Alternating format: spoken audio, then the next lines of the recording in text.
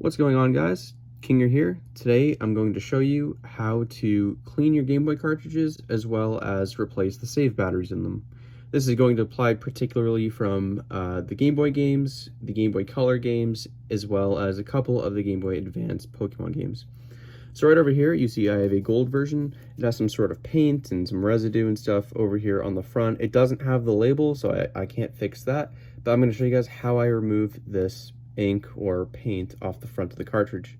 So I recommend you use 91% IPA. This stuff is pretty much going to be the strongest stuff that you could use on a Game Boy cartridge without damaging it. I would recommend 91 over 73 because 73 is a little bit more water-like. 91 is almost completely alcohol, and I would probably stay away from acetone. Otherwise, you might dig under the plastic and maybe take glitter off of the game. So I'm going to stick with 91% alcohol. And the way that I clean this game is first unscrew the back of the cartridge. So to do this, you're going to need a Gamebit. So this is a 3.8 millimeter Gamebit. They're very inexpensive. I think this one was like $2 on eBay. I did 3D print a handle for it just to give me a little bit more grip. So I put that in there. And now I can just unscrew the back. It's pretty simple. Just one screw in the back. And done. Keep that screw aside so you don't lose it. And now we can slide the cartridge open, and here we have it. So the reason why I did this is obviously I'm going to be using IPA to clean this, and I don't want to get IPA over the electronics, particularly the battery. If you do, it's honestly not a big deal. This isn't some sort of high-tech thing, and at the same time, we do need to get this thing open anyways because we're going to replace the battery in a little bit. Okay, so now we have the front cover of the cartridge. Let's go ahead and put some IPA on it. So I'll begin by just having a paper plate, and I'll pour some IPA into the plate. Just like that. I let it saturate a little bit, and I'm going to flip the cartridge over and just let it get on the front where we have the ink, paint, and other residues.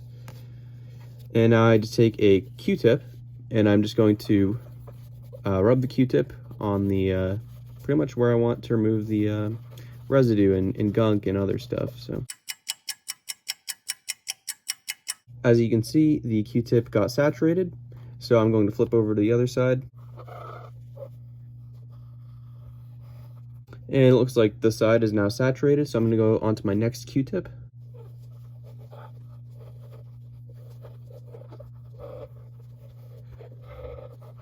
One of the benefits of using a Q-tip is that you can get into like the little nooks and crannies of every single bit of the cartridge, such as these little grooves over here up top. Now, the font up here can be a little tricky to get around, so what I typically like to do is just scrub in circular motion.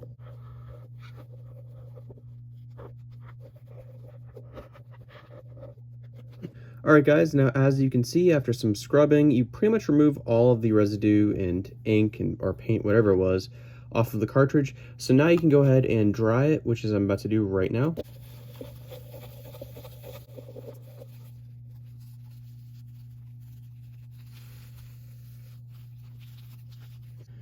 And there we have it. So our game is now cleaned and dried, and now we can move on to the next step, which is replacing the battery.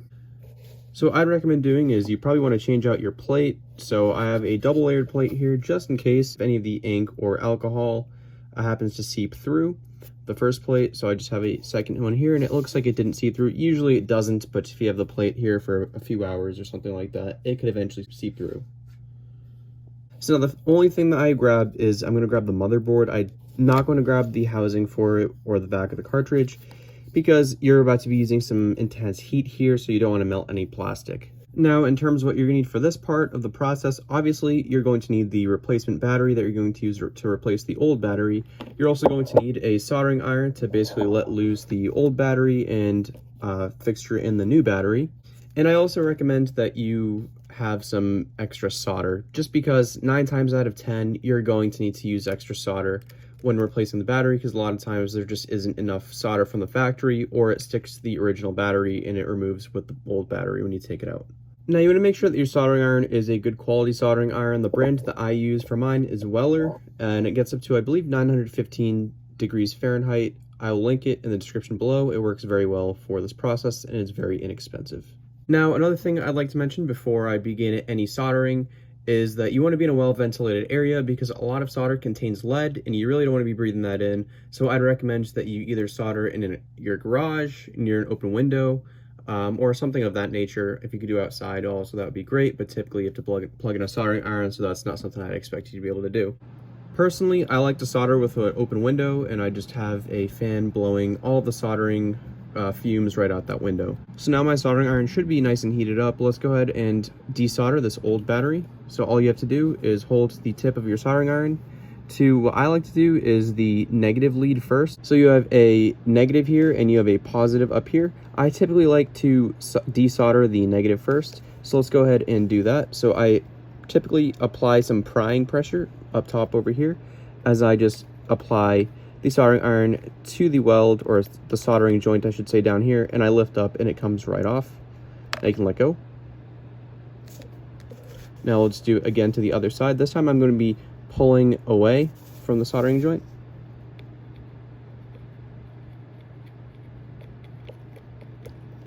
Just like that. And now we have the old battery taken right out. As you can see, this battery looks like it was from the date 2000 to 2009. And now we're going to install a new battery. So on this battery right here, the side that you're looking at right now is the negative side. The side right over here is the positive side. So this welded tab has to solder, to the positive lead here. So what I like to do is I like to use my soldering iron and just flatten out these soldering joints here, just because a lot of times when you desolder, they do get kind of out of shape. Now, normally at this point, I actually recommend that you add flux to the soldering joints. However, because the solder that I use is actually rosin core, it already has the flux built into it. Be careful not to keep your soldering iron on the motherboard for too long, because if you do, then you can risk heating up the components, and you don't want to be doing that. So I just typically line up the battery, and now all I have to do is solder underneath and around, even on the tab, and then, as you can see, the soldering joint solders into place, and that's firmly on there. Now we just do it again for the other side.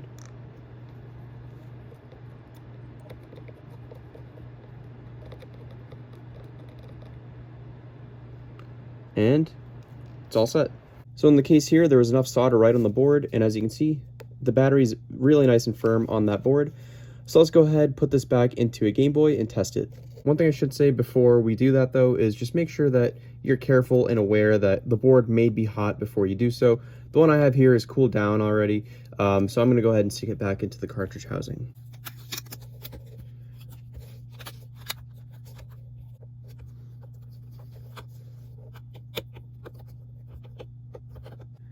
Now with it put together, let's go ahead and test it in the Game Boy.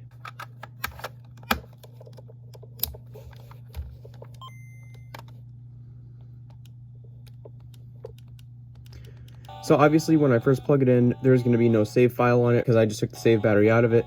But now we're going to have to create a new file, so let's go ahead and do that.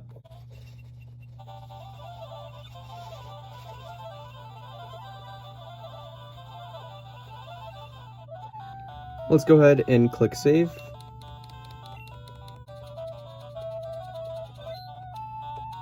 And now let's turn off the Game Boy, and then you want to pull out the cartridge and then just pull it back in and go ahead and turn it back on.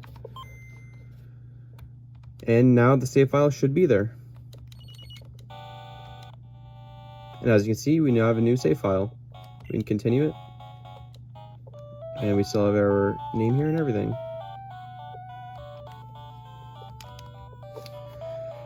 I hope this helped you guys out. Just be sure that when you're doing this sort of process, be really careful, especially with the soldering iron. It can reach 900 degrees Fahrenheit. That's incredibly hot. Make sure you unplug it when you're done using it, and please don't hurt yourselves. Once again, I hope you guys found this video entertaining or educational. If you did, please consider subscribing or even just liking this video. I'd really appreciate that. I hope you enjoy the rest of your day. Take care. This is Kinger out.